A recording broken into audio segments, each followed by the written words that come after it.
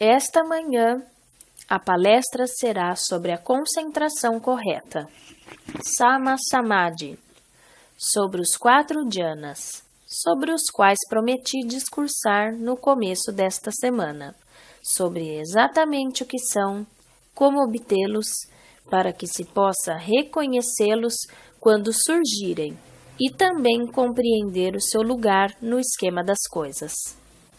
Se vocês analisarem os ensinamentos do Buda, os suttas, irão observar que a palavra dhyana é mencionada com muita frequência. É um tema comum que está presente em quase todos os ensinamentos do Buda e que faz parte do caminho óctuplo, Sama Samadhi, concentração correta, que é sempre definida como o cultivo dos 4 dhyanas. Nesse retiro de meditação, se formos realmente falar de meditação, se quisermos cultivar a meditação, não há razão por que não deveríamos ter como meta o cultivo dos estados de dhyana, porque esses dão à meditação uma profundidade que pode ser experimentada como algo bem especial, e também porque pode-se experimentar o poder e a felicidade desses estados. É essa qualidade de felicidade e poder que mais tarde vocês poderão usar para realmente desenvolver os poderosos insights em relação à natureza das suas mentes e à natureza de todos os fenômenos. Eu começarei falando sobre a própria história do Buda, que está contada nos suttas. Ele alcançou o dhyana quase que por acaso, quando menino, sentado sob uma árvore jambu-rosa, enquanto observava seu pai realizar uma certa cerimônia. Foi uma experiência muito prazerosa, e o que o Buda ou o Bodhisattva se lembrava era justamente o prazer daquela experiência e um pouco sobre o seu poder. Mas como muitas pessoas, como muitos meditadores, muitos praticantes, ele criou a ideia equivocada de que algo assim tão prazeroso não poderia ter nada a ver com o fim do sofrimento e com a iluminação, que algo assim tão prazeroso deveria ser motivo para mais apego a este mundo. Foi devido a esse tipo de ideia que por 6 anos o Buda perambulou pelas florestas da Índia, realizando todo tipo de práticas ascéticas. Em outras palavras, quase que buscando o sofrimento, como se por meio do sofrimento ele pudesse encontrar o fim do sofrimento. Foi apenas depois de 6 anos de futilidade, e é dessa forma como de fato os suttas descrevem, que depois de ter se alimentado, o Buda se recordou da experiência prazerosa do primeiro dhyana quando ainda menino. Talvez, ele pensou, este possa ser o caminho para a iluminação. E o insight surgiu nele. Este é o caminho para a iluminação. Devido a esse insight, o Buda, como todos sabemos, sentou-se sob a figueira dos pagodes, desenvolveu os dhyanas e, com base no poder dos dhyanas, na clareza dos dhyanas, ele desenvolveu os 3 conhecimentos verdadeiros. Primeiro, a recordação das vidas passadas. Depois, o processo do Kama, a profundidade do Kama. Como este direciona os seres para vários renascimentos. E, por fim, as 4 nobres verdades. Foi só devido ao poder desse estado mental que ele foi capaz de penetrar um nível tão profundamente sutil e descobrir coisas que estavam completamente obscurecidas. Desde então, ele sempre se esforçou por ensinar e encorajar a prática de dhyana como um ingrediente essencial do caminho óctuplo, um elemento essencial para a iluminação. Se alguém desejar usar o budismo não só como uma prática perfunctória, mas visando a sua plena realização, tendo como meta a iluminação, então, cedo ou tarde, o praticante terá que se deparar com os jhanas, terá que cultivá-los, conhecê-los e usar o seu poder, fazendo exatamente o mesmo que o Buda fez e tornar-se plenamente iluminado. Muitas palestras que os bhikkhus dão descrevem o problema do sofrimento na vida, relatam as dificuldades da vida e os problemas do renascimento e das muitas mortes. Mas eu penso que se vamos falar sobre um problema, é nossa responsabilidade também contar a solução, relatando-a em todos os seus detalhes, sem omitir nada. Parte dessa solução, uma parte essencial dessa solução, é o desenvolvimento dessas coisas que chamamos de jhana. Agora, o que na verdade esses jhanas são?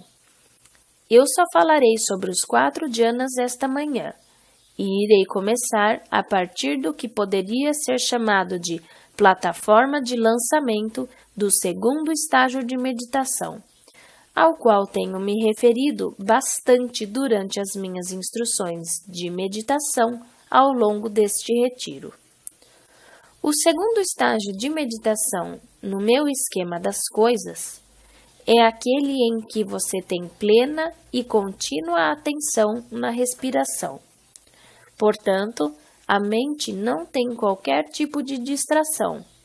A cada momento, a respiração está presente na mente e esse estado foi estabilizado por meio da atenção plena contínua, até que a respiração esteja continuamente presente na mente, sem distrações por muitos minutos ininterruptamente.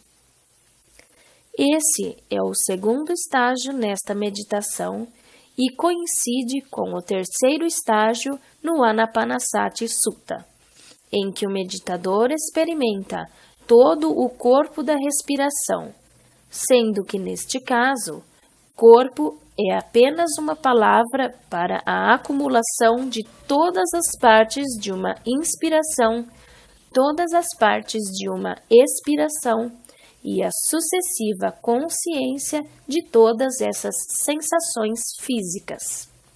O estágio seguinte, o terceiro estágio no meu esquema, que corresponde ao quarto estágio no Anapanasati Sutta, é aquele em que, tendo alcançado o segundo estágio e sem deixá-lo ir, isto é, sem abandonar a consciência e a atenção na respiração por nenhum momento, o praticante tranquiliza e acalma a respiração. Existem vários modos de fazer isso. Talvez o mais eficaz seja o simples desenvolvimento de uma atitude de desapego, porque a respiração irá se acalmar naturalmente se você deixá-la por conta própria. No entanto, algumas vezes, alguns meditadores têm dificuldade de se desapegar desta maneira. Então, um outro método que pode ser bastante efetivo é o uso da autossugestão, de calma, calma, calma, ou da autossugestão do desapego, do soltar-se. Há uma grande diferença entre a atitude de desapego e a autossugestão do desapego. Você, na verdade, ainda está controlando as coisas. Você está envolvido nisso, mas, pelo menos, o envolvimento está ligado com o direcionamento na direção correta, mandando-o para o lugar onde a atitude de desapego estará acontecendo, sem a necessidade de empregar palavras ou dar ordens ou instruções. Você está programando a mente na direção correta, mas eu uso tanto o simples desapego como uma atitude mental, ou a autossugestão de calma, calma, calma, sentindo o objeto da atenção, que neste caso é a sensação da respiração, tornando-se cada vez mais refinada, mais sutil. A dificuldade ou o problema neste caso será manter sempre a sua atenção claramente na respiração. Em outras palavras, sem abandonar o segundo estágio, enquanto estiver desenvolvendo o terceiro estágio. Mantenha a plena atenção e a consciência da respiração, e faça com que a respiração se torne cada vez mais suave, mais e mais sutil, mais e mais refinada, mas sem nunca abandoná-la. À medida que a respiração for ficando mais e mais refinada, a única maneira de não soltá-la é tratando-a de modo muito gentil. Você estará indo na direção de uma atenção na respiração sem esforço, uma consciência da respiração sem esforço, onde a respiração apenas está presente. Muitos meditadores neste ponto se veem com um problema. É que eles não se sentem muito seguros quanto à forma correta de perceber a respiração neste estado. Há um tipo de percepção que é apenas percepção, estar plenamente atento, sem dar nomes, sem pensar, sem analisar. Um tipo de percepção que não gera pensamentos discursivos. Você tem que se sentir seguro de que está verdadeiramente observando a respiração. Algumas vezes, você poderá não ter a amplitude mental para saber exatamente que tipo de respiração você está observando, mas você saberá que está observando a respiração. A questão é que este é um tipo de percepção que vai se tornando cada vez mais refinada. Nossa percepção usual é muito ampla e cheia de muitos detalhes. Aqui, os detalhes vão diminuindo até chegarmos a um ponto em que teremos tão poucos detalhes que algumas vezes não saberemos verdadeiramente se nós a estamos percebendo. É um tipo distinto de percepção, uma percepção muito mais refinada. Portanto, o discernimento precisa ser muito firme e a confiança precisa ser muito forte para compreender que ainda estamos com a respiração. A respiração não desapareceu de forma nenhuma e você não precisa, por assim dizer, alargar a amplitude da percepção através da vontade. Essa vontade só irá perturbar a mente. Deixe apenas que tudo se acalme. O objeto se acalmará e assim também a percepção começará a se acalmar. É nesse ponto que começa a surgir o nímita, ou sinal de samadhi. Eu chamo essa parte de terceiro estágio. Se você tranquilizar a sensação física da respiração, a sensação mental da respiração começará a surgir. O nímita de samadhi. Em geral, uma luz que surge na mente. No entanto, algumas vezes esse sinal pode parecer uma sensação física. Por ser uma paz profunda, pode até mesmo ser como um negrume. A descrição desse sinal é bastante ampla, simplesmente porque a descrição é aquilo que cada um adiciona a uma experiência que no seu núcleo é uma experiência mental. Quando esta começa a surgir, você simplesmente não tem palavras para descrevê-la. E aquilo que adicionamos em geral é como nós a entendemos pessoalmente. Negrume, paz, silêncio profundo, vacuidade, uma bela luz ou qualquer outra coisa. Não se preocupe com que tipo específico de nímita está presente. Se você quiser aprender como desenvolver esse nimitta, então este quarto estágio do desenvolvimento dos 4 dhyanas se resume em prestar atenção a esse aspecto do nimitta que é belo, que é atraente, que é pleno de felicidade, o seu aspecto prazeroso. E mais uma vez, é nesse estágio que você tem que se sentir à vontade com o prazer e não temê-lo, sem temer que ele irá levar a alguma forma de apego, porque em algumas ocasiões o prazer desses estágios pode ser muito intenso, literalmente avassalador, subjugando a sua noção de eu, subjugando seu controle, subjugando a sua sensibilidade em relação ao seu corpo físico. Portanto, você tem que buscar esse prazer e felicidade que se encontram no nimitta. E esse se torna o quarto estágio, porque uma vez que a mente tenha percebido o prazer e felicidade no nimitta, eles atuarão como aquilo que eu chamo de imã ou cola. É isso que irá atrair a atenção.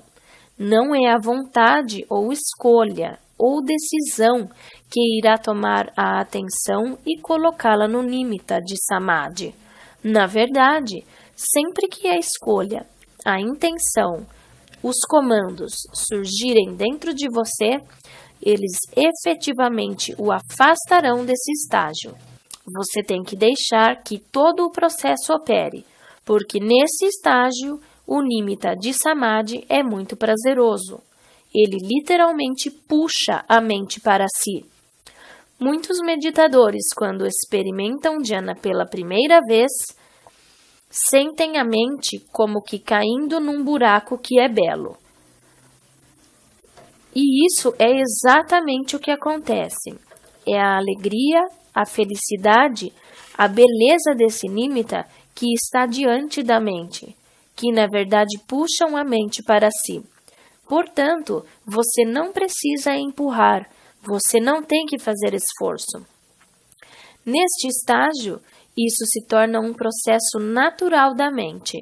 A sua tarefa é só alcançar aquele segundo estágio, acalmar a respiração, permitindo que o nimitta de samadhi surja. Uma vez que o nimitta de samadhi tenha surgido com força, então o dhyana ocorrerá por si mesmo. Outra vez, visto que a qualidade da percepção é muito intensa, porém muito estreita nestes estados, enquanto você estiver nesses estados, não lhe será possível determinar exatamente onde você se encontra e o que está acontecendo. A habilidade de compreender através do raciocínio e da análise é retirada da pessoa nestes estados. Em geral, você tem que esperar até emergir desses estados para que o seu processo de raciocínio normal regresse novamente, para que você possa olhar e analisar aquilo que aconteceu. Qualquer desses estados de dhyana é uma experiência poderosa e, como tal, deixa uma marca profunda na sua mente. Infelizmente, não há uma palavra que corresponda a um trauma positivo. A palavra trauma equivale a uma forte experiência negativa, uma experiência dolorosa que deixará marcas. Os estados de dhyana são similares a um trauma em força e resultado, e você se lembrará deles com clareza, porque causam um forte impacto na sua memória. No entanto, são experiências puramente prazerosas, como um trauma prazeroso, e como tal, você poderá se recordar delas com facilidade. Assim, depois de emergir de um dhyana, geralmente não há nenhum problema em olhar para aquela experiência e perguntar: o que foi isso? E de ser capaz de enxergar com clareza o tipo de experiência, o objeto do qual você esteve consciente durante todo o tempo e que poderá então ser analisado. É nesse ponto que você pode descobrir exatamente onde esteve e o que aconteceu, mas durante o dhyana você não é capaz de fazer isso. Depois do jhana, ele pode ser reconhecido por aquilo que o Buda chamava de os fatores de jhana. Esses são os principais indicadores que lhe dizem em quais estados você esteve especificamente. É bom conhecer esses indicadores, mas lembre-se, eles são apenas indicadores desses estados. Eles são as principais características desses estados e no primeiro jhana existem muitos aspectos secundários. Na verdade, o primeiro jhana é bastante amplo. No entanto, se for uma experiência de primeiro jhana, tem que ter as 5 características principais, os 5 principais fatores de jhana. O segundo jhana é muito mais estreito, mais fácil de identificar se foi esse o estado em que você esteve. O mesmo ocorre com o terceiro e quarto jhanas. Estes são ainda mais estreitos. A amplitude da descrição dessa experiência que você poderá dar irá se estreitar à medida que você alcançar níveis mais profundos de desapego. Mas para o primeiro jhana, o Buda indicou 5 fatores. Os principais fatores são a dupla Pitisuka, isto é, a felicidade. Pode ser que, se você pesquisar nos livros o significado desses termos, eles tentem tratá-los como fatores separados. Eles são coisas distintas, mas nos 2 primeiros jhanas, Piti e Sukha, estão entrelaçados de modo tão próximo que você não será capaz de distinguir um do outro, e será mais produtivo não tentar, e sim encarar esses 2 fatores apenas como felicidade. Esta é a descrição mais precisa que a maioria das pessoas poderá reconhecer. Isto é felicidade. O Buda chamava isso de Vivekajapitisuka, aquele tipo particular de felicidade que provém do desapego, provém do distanciamento, provém do isolamento. Viveka é a palavra para isolamento, distanciamento, separação, e significa separado do mundo dos 5 sentidos. É disso que você se separou, e é essa felicidade surgida da separação, que é, por sua vez, a causa da felicidade e gozo. E esse tipo de felicidade possui um sabor peculiar, que não é compartilhado por outros tipos de felicidade. É a felicidade do isolamento. É por isso que algumas vezes também é chamada de a felicidade da renúncia. Você renunciou àquelas coisas, por conseguinte, está separado delas. Existem outros 2 fatores que com frequência confundem as pessoas. Estes são os 2 termos Vitakka e Vichara, que têm sido traduzidos como pensamento aplicado e pensamento sustentado. No entanto, deve ser observado que o pensamento, tal qual você normalmente o percebe, não está presente nos jhanas de forma nenhuma. Aquilo que chamamos de pensamento foi completamente apaziguado.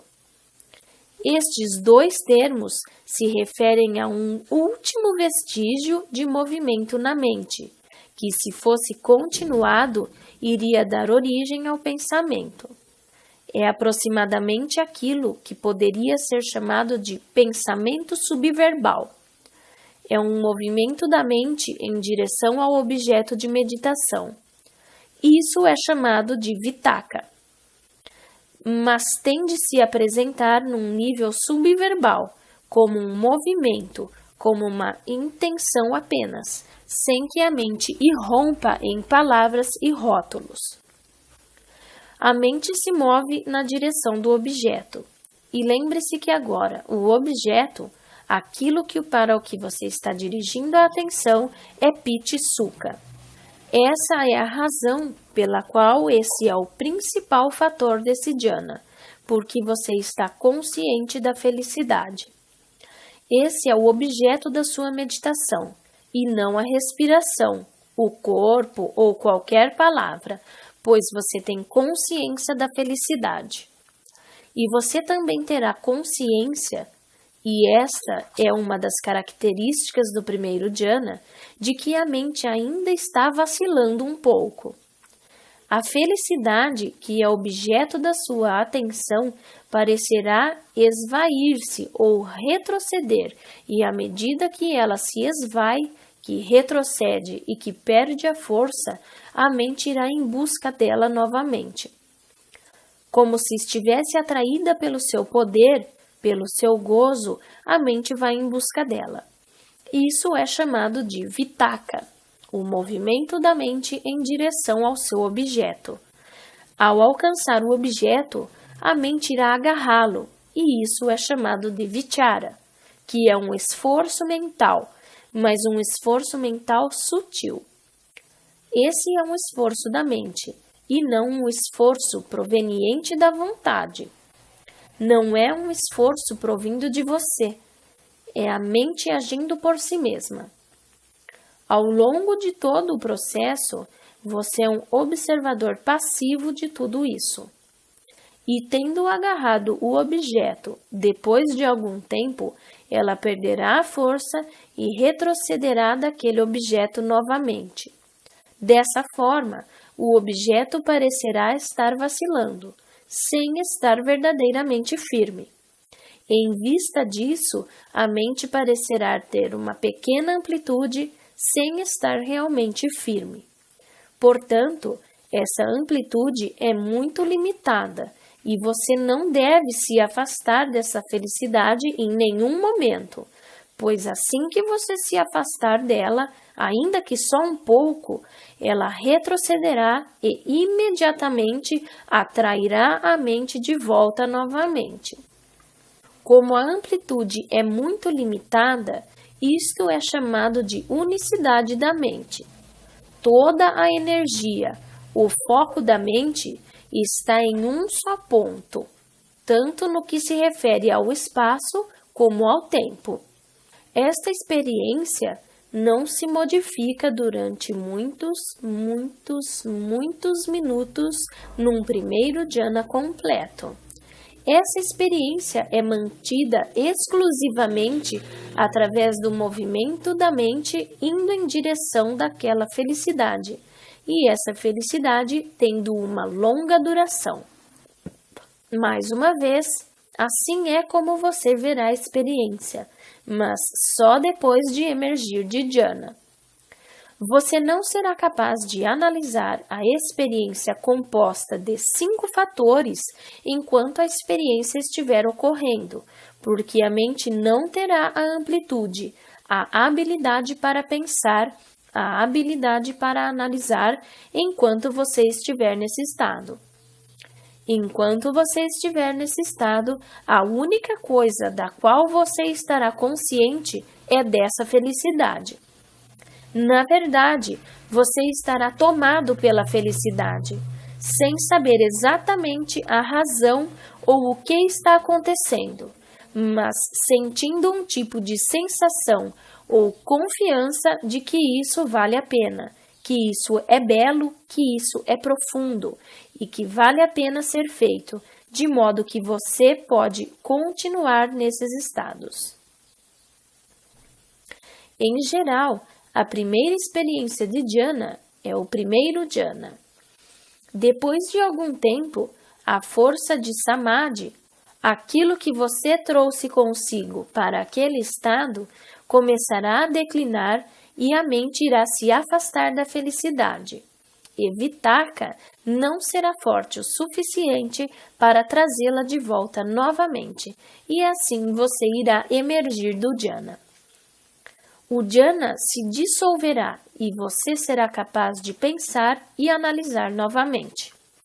Os pensamentos surgirão na mente, e isso será provavelmente uma das primeiras coisas que irá surgir depois da dissolução do dhyana.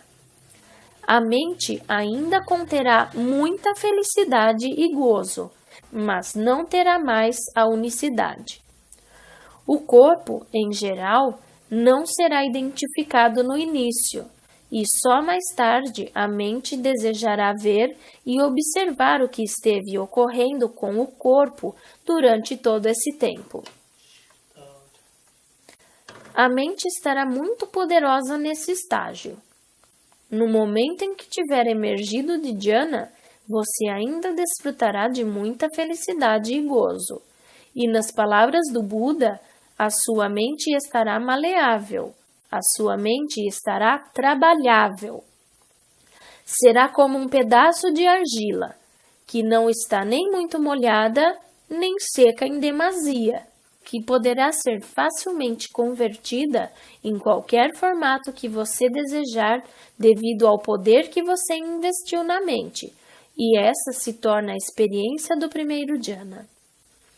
Uma vez que você tenha experimentado isso pela primeira vez, é bom identificar o que fez com que aquele dhyana surgisse. O que você fez? Ou melhor dizendo, o que foi que você abandonou e que causou o surgimento do dhyana? Ao invés de o que você fez, aquilo que você abandonou se torna um indicador muito mais poderoso dos caminhos para alcançar esses estados. Em geral, você se dá conta de que desenvolveu esse segundo estágio ao começar a se soltar do controlador, ao abandonar a mente vagante, ao abandonar o temor desses estados, e especialmente ao abandonar o controlador e permitir que a mente mostre a sua cara quando você não está presente dando todos os comandos. E quando você começar a compreender isso e começar a aprender os caminhos para alcançar esses dhyanas, você deverá fazer um esforço para começar a desenvolvê-los, repeti-los com frequência, pois você não só estará desenvolvendo o insight, como também a habilidade de abandonar aquelas coisas que são o motivo de profundos apegos. À medida que você for desenvolvendo cada vez mais esses dhyanas, eles se tornarão estados muito agradáveis de serem desenvolvidos. Mas se você quiser trilhar um caminho alegre, um caminho de felicidade, que ao mesmo tempo conduzirá à iluminação, este é o processo. Muito embora estes prazeres sejam muito intensos, prazeres mentais, o Buda disse que eles não devem ser temidos. Ele disse isso em muitos suttas, e num deles, no Digha Nikaya, ele disse aos bhikkhus: se uma pessoa desenvolver estes dhyanas, se os tiver em grande estima, estiver quase apegado a eles, apegado ao seu desenvolvimento, então há 4 consequências do apego a esse desenvolvimento. A palavra que estou traduzindo como apego, Anu-yoga, que significa atado a. Anu significa junto com. Então, Anu-yoga equivale a atado junto com. Portanto, literalmente, o significado é praticar com frequência, repetindo outra vez e outra vez, o que algumas pessoas interpretariam como estar apegado a. Os dhyanas não levam a um maior apego pelo mundo. Eles, na verdade, conduzem a experiências de iluminação, a separação do mundo. O caminho para desenvolvê-los é este. À medida que o primeiro dhyana for ficando mais e mais desenvolvido, você poderá ter como meta os dhyanas mais elevados. A única forma de apontar para os dhyanas mais elevados é fazer isso antes de entrar nessa área mental que chamamos de mundo dos dhyanas. Porque uma vez que você estiver em algum dos dhyanas, você estará preso ali e não poderá dar quaisquer ordens ou comandos. Você não poderá dirigir a sua mente quando esta estiver em qualquer uma dessas absorções. O ato de objetivar, dirigir, Dar instruções tem que ser feito de antemão. É muito difícil encontrar símiles para isso. Um símile fraco, mas que já usei antes, é como se alguém se precipitasse na direção de uma casa que tem 4 cômodos, sendo que o 4º cômodo se encontra bem ao fundo, o terceiro um pouco antes desse, o 2º cômodo um pouco antes do terceiro e o primeiro logo depois da porta. O piso é feito de uma camada muito escorregadia de gelo, de modo que você não consegue obter nenhuma impulsão uma vez que tenha passado a porta de entrada.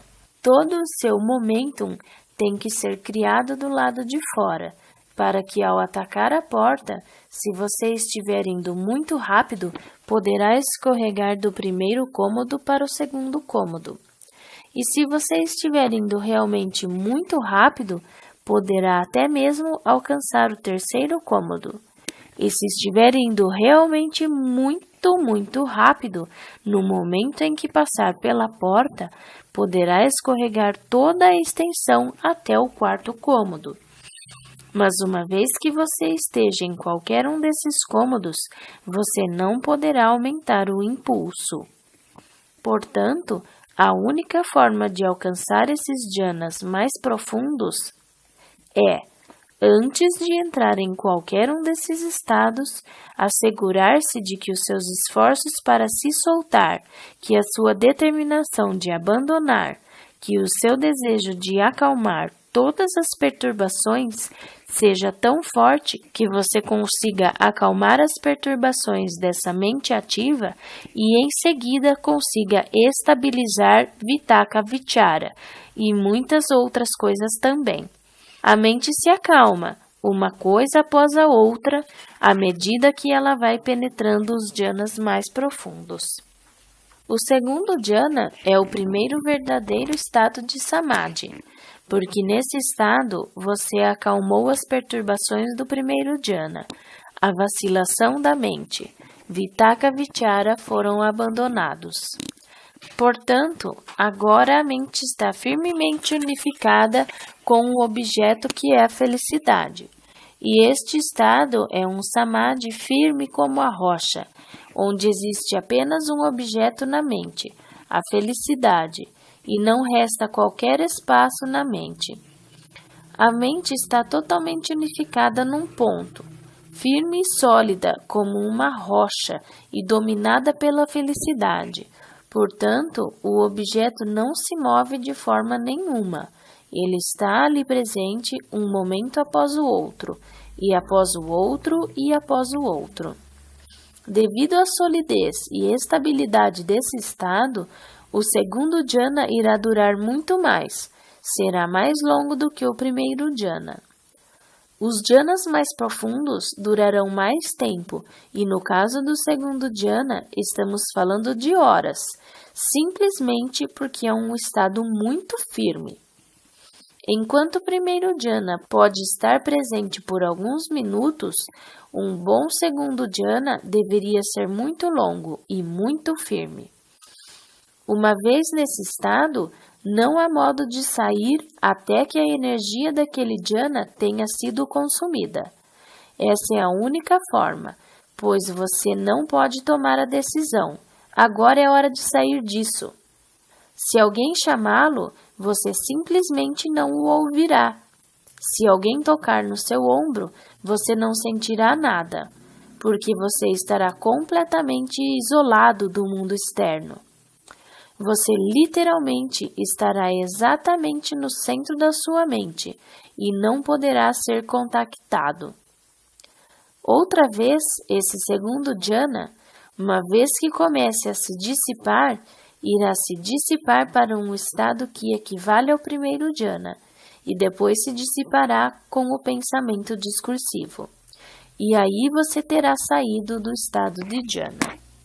Para aqueles que querem explorar esses estados com frequência, uma coisa importante que pode ser feita é, ao invés de deixar que o momento da sua energia acalme a energia de samadhi, tomar a decisão antes de entrar nesses estados. Você apenas precisa dizer para si mesmo: eu entrarei em dhyana por meia hora ou por 1 hora. Como a mente estará muito purificada nesses estados, ela terá poder. A sua decisão funcionará como uma programação de computador, e uma vez que o tempo tenha passado, a mente deixará os dhyanas. Eu não posso explicar exatamente como isso funciona, mas funciona. Do mesmo modo, você pode ir dormir e dizer: eu irei despertar às 3 horas. E você se despertará às 3 horas, com uma variação de talvez uns 5 minutos, sem o uso de um alarme. A mente, se você programá-la com atenção plena, responderá. Portanto, esse é um método muito útil e essa é uma boa instrução. Empregar essas decisões para que você não gaste um tempo demasiado longo nesses estados, se você tiver outras coisas que fazer ou algum compromisso. Primeiro de tudo, tome uma decisão. De qualquer maneira, quando você estiver nos dhyanas, você não poderá tomar uma decisão, não poderá pensar e não poderá fazer análise. A única coisa da qual você terá consciência é de estar tomado pela felicidade. Você não terá muita certeza do que está acontecendo. E só depois que você tiver a oportunidade de emergir é que poderá analisar e ver o que aconteceu e por que aconteceu. Se uma pessoa quiser se aprofundar nos dhyanas, então nesse ponto é necessário compreender que aquela felicidade que compõe o segundo dhyana, proveniente de samadhi, nascida da completa unificação da mente, uma felicidade com um sabor distinto, possui um aspecto que ainda perturba a mente, e esse é o aspecto de piti. É quase como uma excitação mental e que pode ser superada se a pessoa tomar como meta acalmar esse aspecto.